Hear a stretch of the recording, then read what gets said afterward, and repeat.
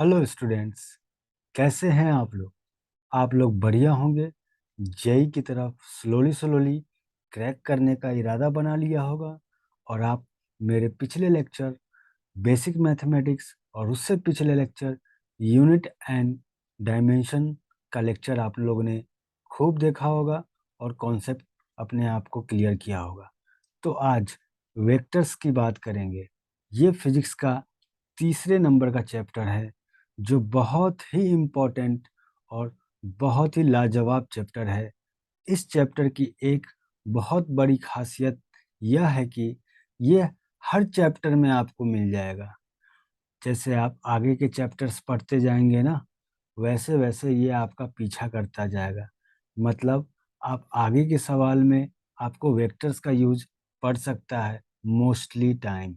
तो ये चैप्टर अगर आपने स्किप कर दिया तो आपके अगले चैप्टर्स बहुत ही बेकार होने वाले हैं। और एग्जामिनर तो यही चाहता है कि कितना बच्चे एग्जामिनर तो कनेक्टेड सवाल पूछते हैं ना। एक वेक्टर्स के सवाल तो पूछेंगे नहीं। वेक्टर्स प्लस फोर्स को मिलाकर क्वेश्चन पूछेंगे, वेक्टर्स प्लस काइनेमेटिक्स के सवाल को पूछेंगे। तो इस तरह के सवाल आते हैं एग्जाम में। तो हमें बस ये याद रखना है कि स्टडी करनी है और हर चैप्टर को बढ़िया से पढ़ना है। तो आइए हम लोग बात करते हैं वेक्टर्स की, कि वेक्टर्स होता क्या है। तो वेक्टर्स की बात करने से पहले सबसे पहले हम लोग किसकी बात करेंगे? स्केलर्स की। थोड़ी स्केलर्स की चर्चा कर लेते हैं, ज़्यादा नहीं, थोड़ी सी। तो स्केलर्स क्वांटिटी क्या होती है?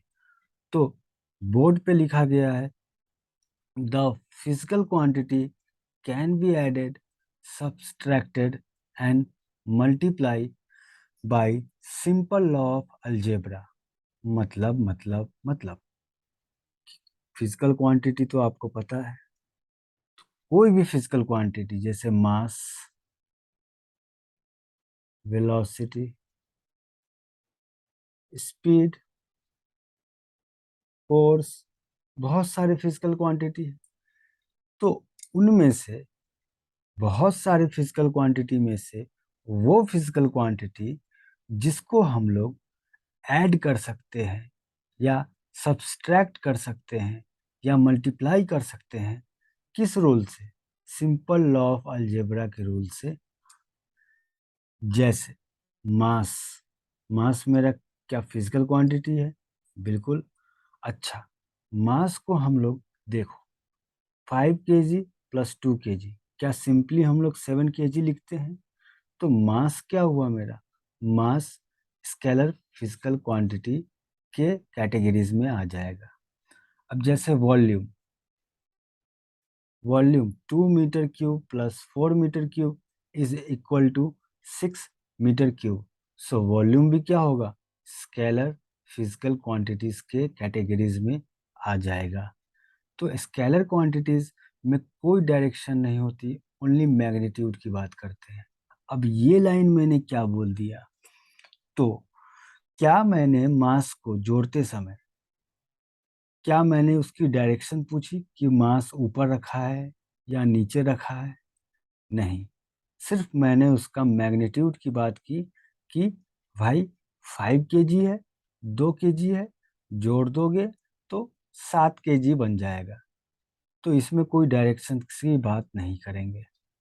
वहीं इसके विपरीत, इसके अपोजिट, वेक्टर, जो इस चैप्टर को पढ़ाने में और पढ़ने में मजा आएगा। तो vector are the physical quantity having magnitude and direction. अब वेक्टर क्या है ना, इसकी में हम मैग्नीट्यूड की भी बात करेंगे और डायरेक्शन की भी बात करेंगे। अच्छा, स्केलर तो सिंपल है, वेक्टर्स के बारे में थोड़ा और चर्चा कर लेते हैं। ठीक है। अच्छा, आ जाओ। मान लो कि एक कार है। क्या है? एक कार है। अब एक car, A car is moving. तो कोई आपसे अगर एक बात बोले कि एक कार जो है वो मूव कर रही है, तो आप पूछोगे ना, सर कार किस डायरेक्शन में मूव कर रही है? और किस स्पीड से मूव कर रही है। तो एक कार मूव कर रही है, ये सफिशिएंट इंफॉर्मेशन नहीं है। मुझे दो इंफॉर्मेशन चाहिए कि भाई साहब वो किस डायरेक्शन में जा रही है और कितनी स्पीड से जा रही है। तो वेलोसिटी, कार के पास वेलोसिटी होगी, और वेलोसिटी क्या है? एक फिजिकल क्वांटिटी है। तो वेलोसिटी जो है वो डिमांड कर रहा है टू इंफॉर्मेशन, एक डायरेक्शन की और एक मैग्नीट्यूड की। तो वेलोसिटी इज वेक्टर क्वांटिटी। अब देखो फिर से, वेलोसिटी और मास दोनों फिजिकल क्वांटिटी है, लेकिन इस चैप्टर में हम फिजिकल क्वांटिटी को बाइफरगेट करेंगे वेक्टर और स्केलर के रूप में। तो मास किस कैटेगरी में गया? मास गया मेरा स्केलर क्वांटिटी में, और वेलोसिटी किस कैटेगरी में गया? वेलोसिटी गया मेरा वेक्टर क्वांटिटी।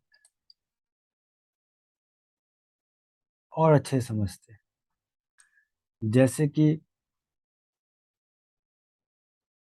5 किलो आम प्लस 10 किलो आम, क्या मैं बोल सकता हूँ 15 किलो आम हो जाएंगे? लेकिन अगर आप 2 मीटर पर सेकेंड प्लस 5 मीटर पर सेकेंड को आप 7 मीटर पर सेकेंड नहीं लिख सकते हो। समझो बात को, इसमें डायरेक्शंस की रोल अदा होती है। अब जैसे एक और अगला एग्जांपल लेते हैं, रॉकेट की। रॉकेट जा रही है, क्या ये सही इंफॉर्मेशन है? नहीं। रॉकेट ऊपर जा रही है या नीचे जा रही है, ये डायरेक्शन को बतलाता है। और कितने स्पीड से जा रही है, ये इसकी मैग्नीट्यूड को बतलाता है। तो क्या मुझे वेलोसिटी जो है, वेलोसिटी, ये फिजिकल क्वांटिटी क्या डिमांड कर रहा है?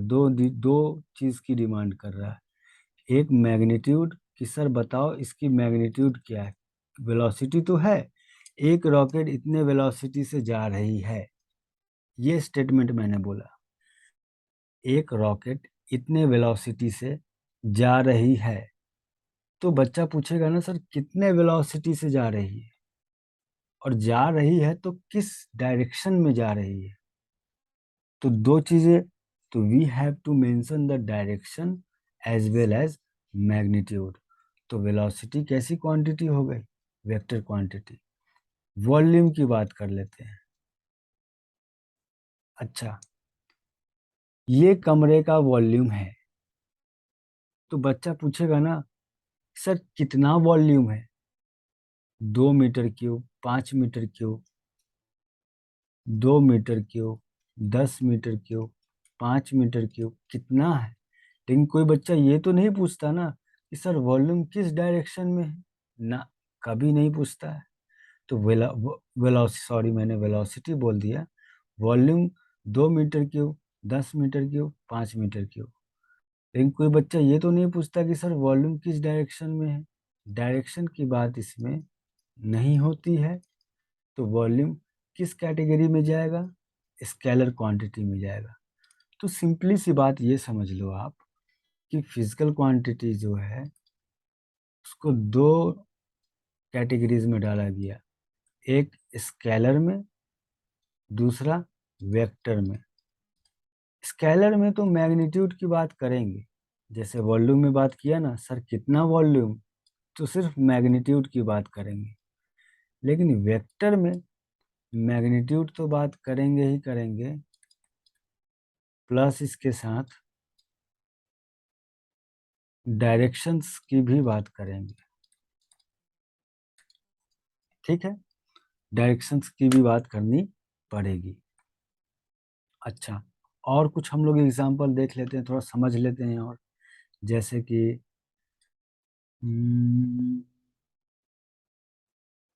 फोर्स। फोर्स कैसी क्वांटिटी है? फिजिकल क्वांटिटी है। अब ये फिजिकल क्वांटिटी किस कैटेगरी में जाएगा, वो मुझे डिसाइड करना है। तो अगर मैं आपसे बोलूं कि मैंने एक वस्तु को, एक ऑब्जेक्ट को मैंने 5 न्यूटन से धक्का दिया, तो आप पूछोगे ना सर कि आपने किस डायरेक्शन में धक्का दिया?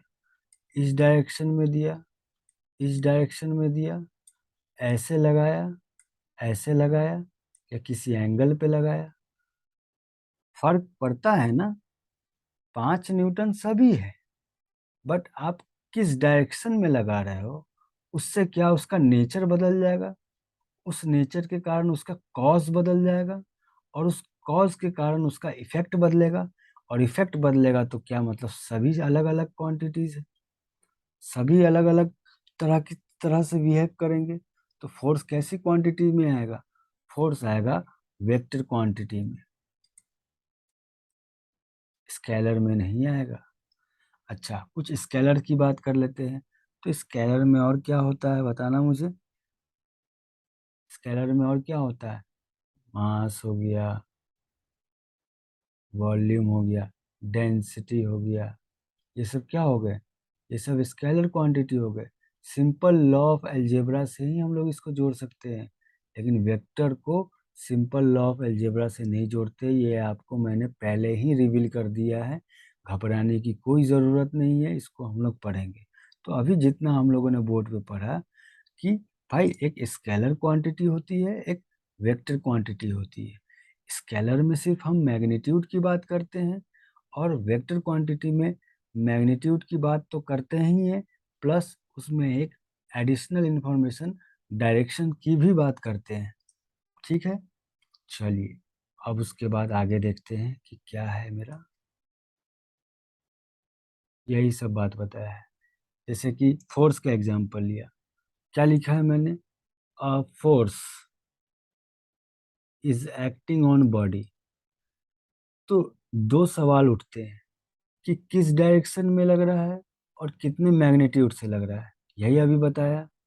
तो all force F in magnitude, सभी एफ है, but direction are different, so result of movement of block is different, means direction of force matters, that's why force is vector quantity.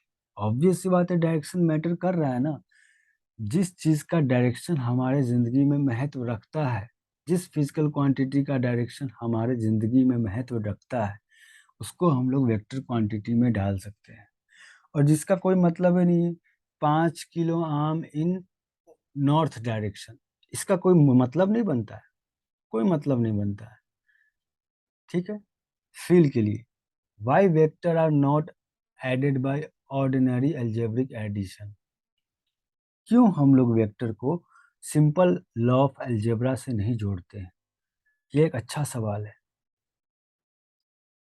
Scalar को तो जोड़ सकते हैं, 2 kg plus 5 kg is equal to 7 kg। Simply मैंने law of algebra से जोड़ दिया। लेकिन वेक्टर को क्यों नहीं जोड़ते हैं? तो आइए हम लोग समझते हैं।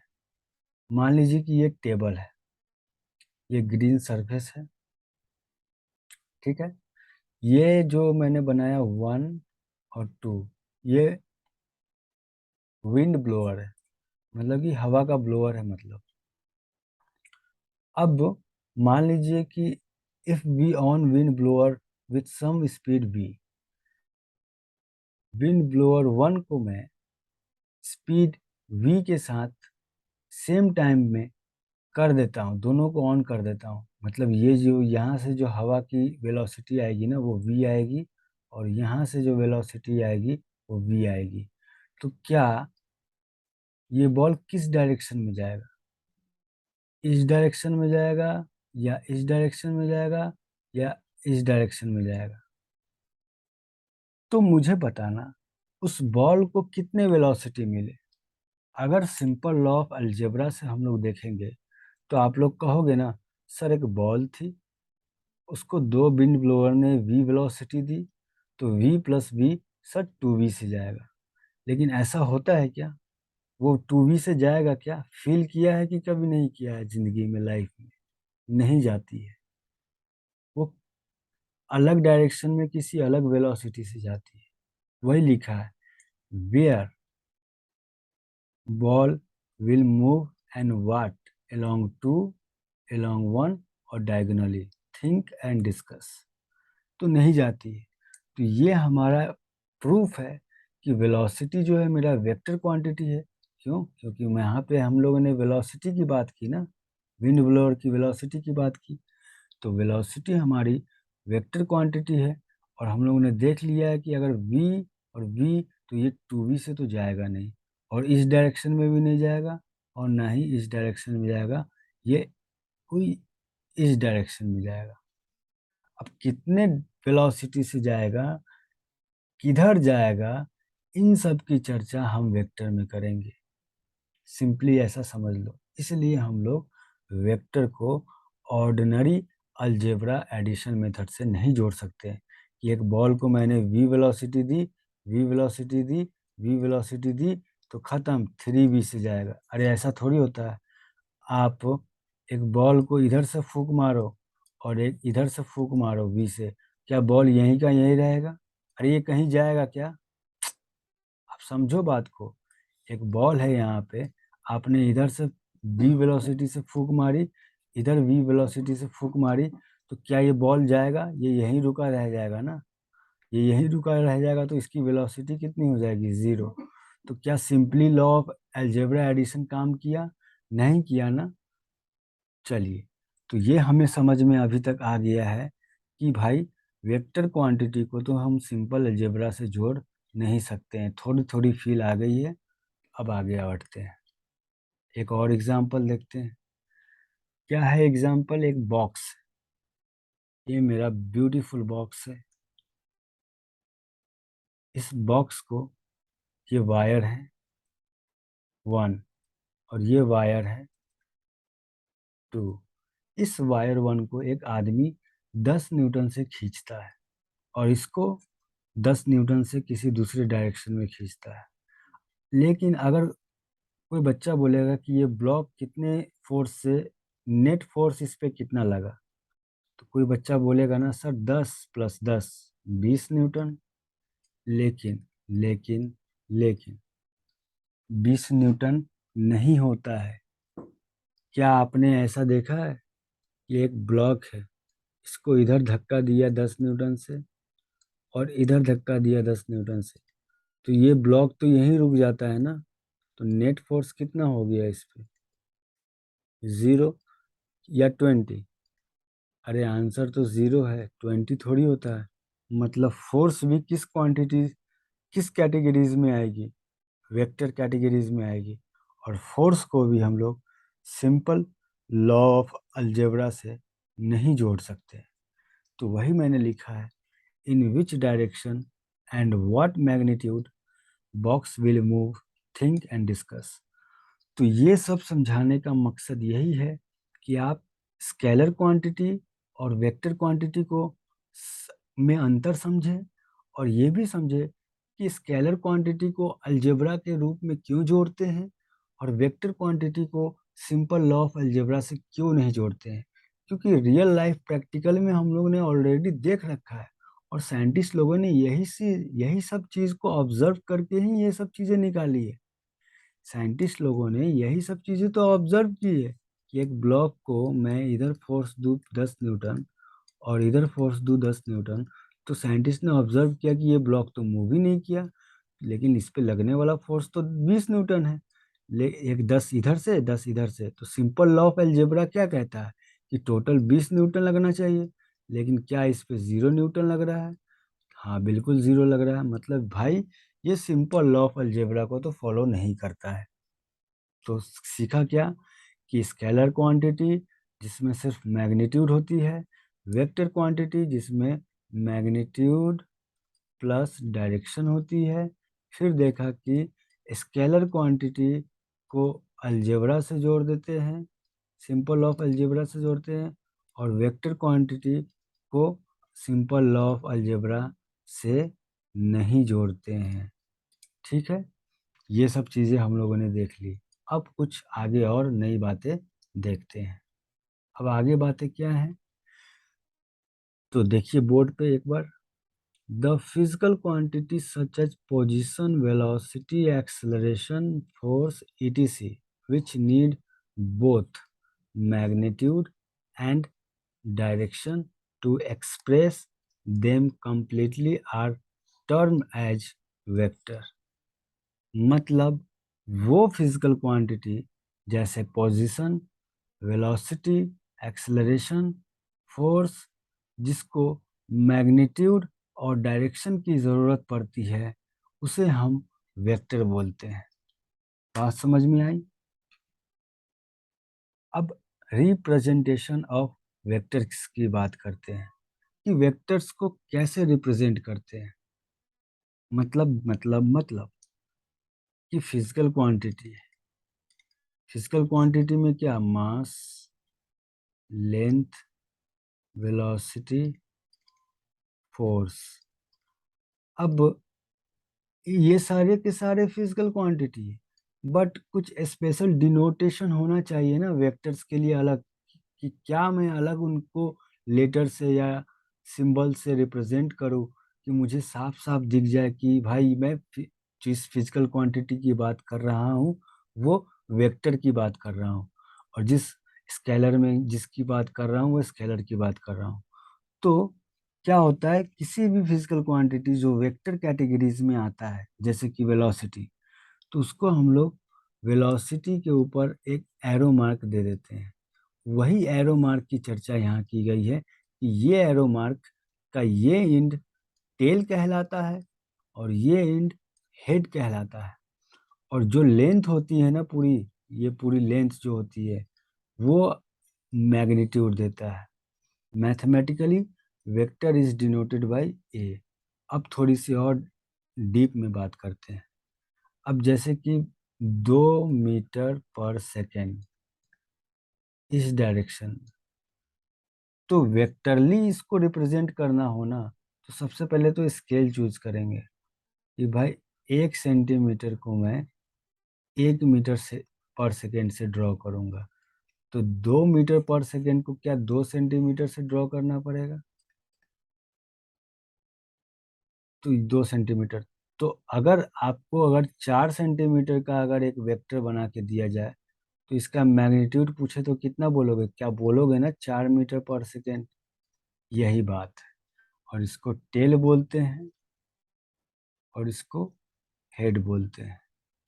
ठीक है, अब आगे बात थोड़ी सी और बढ़ा लेते हैं बात को। चलिए, तो आगे क्या है, डरना नहीं है, डरना बिल्कुल नहीं है। कार्टेशियन सिस्टम आपको पता है ना, एक्स वाई सिस्टम पता है ना, वो पहले मैंने ड्रॉ किया। एक्स वाई ड्रॉ कर लेते हैं, एक्स वाई ड्रॉ कर लिया। अब एक वेक्टर है, ये ए वेक्टर कुछ भी हो सकता है ना वेक्टर। अब हमेशा हम फोर्स की बात तो नहीं कर सकते ना, हमेशा वेलोसिटी की बात नहीं कर सकते ना, हमेशा एक्सेलरेशन की बात नहीं कर सकते ना। जनरली मैं क्या बोलता हूँ कि एक वेक्टर क्वांटिटी है, जनरली वो वेक्टर क्वांटिटी कुछ भी हो सकता है।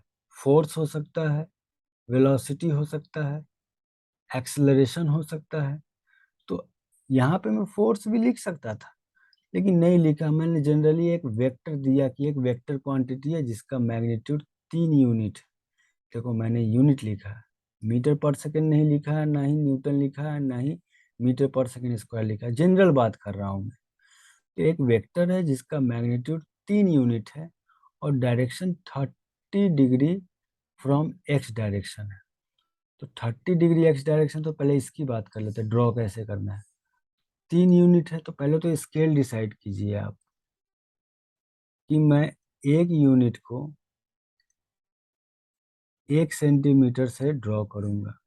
तो 3 यूनिट को कितने से, 3 यूनिट से 3 सेंटीमीटर से ड्रॉ करूंगा, तो ये लेंथ 3 सेंटीमीटर से ड्रॉ करूंगा।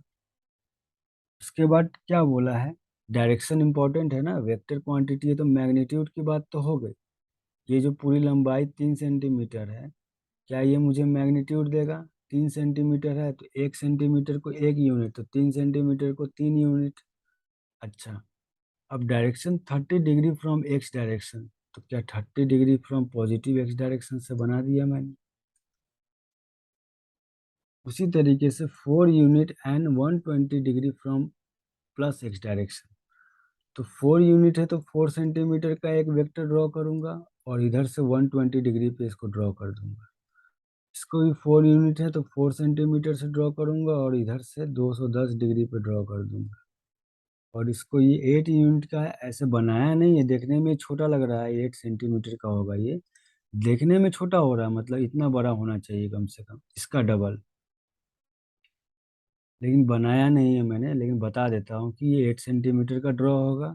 और क्या बोला गया, इधर से 45 डिग्री। तो ऐसे वेक्टर को हम लोग कार्टेशियन सिस्टम पे हम लोग ड्रॉ कर सकते हैं। ज़्यादा कुछ रॉकेट साइंस नहीं है, ठीक है। तो वेक्टर को ड्रॉ करना सिखाया, अब आगे देख लेते हैं। अब कार्टेशियन सिस्टम के अलावा एक और सिस्टम डिफाइन करते हैं, north south east west system. अब नॉर्थ सबको पता होता है, नॉर्थ ऊपर होती है,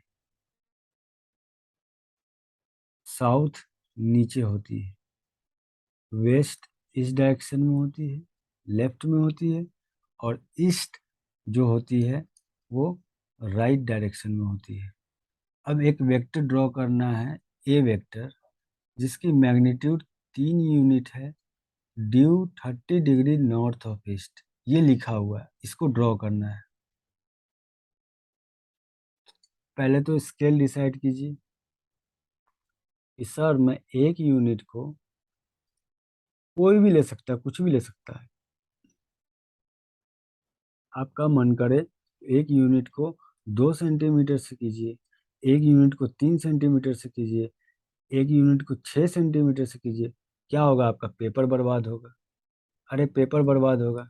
मैं क्या करता हूँ, ऑप्टिमल ऑप्टिमल लेता हूँ, 1 यूनिट को मैं 1 सेंटीमीटर से लेता हूँ, जैसी आपकी मर्जी। तो आपने एक यूनिट को 1 सेंटीमीटर से डिफाइन किया, तो 3 यूनिट को आप कितने सेंटीमीटर से डिफाइन करोगे, 3 सेंटीमीटर से। तो ये 3 सेंटीमीटर का एक लाइन खींच दो, उस पर एरो दे दो, और ये 30 degree sir, north of east 30 degree का मतलब क्या हुआ, इस लाइन का मतलब क्या हुआ। तो जितना डिग्री नॉर्थ ऑफ ईस्ट, मतलब नॉर्थ ऑफ ईस्ट जो बाद में आएगा ना, ईस्ट बाद में क्या आ रहा है, ईस्ट, तो ईस्ट से 30 डिग्री बनाना है।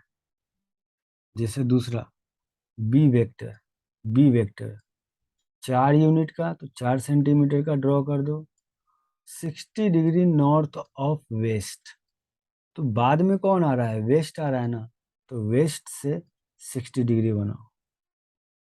नॉर्थ से मत बनाना 60 डिग्री, ये पढ़ने का ये रूल है, ठीक है, ये तरीका है।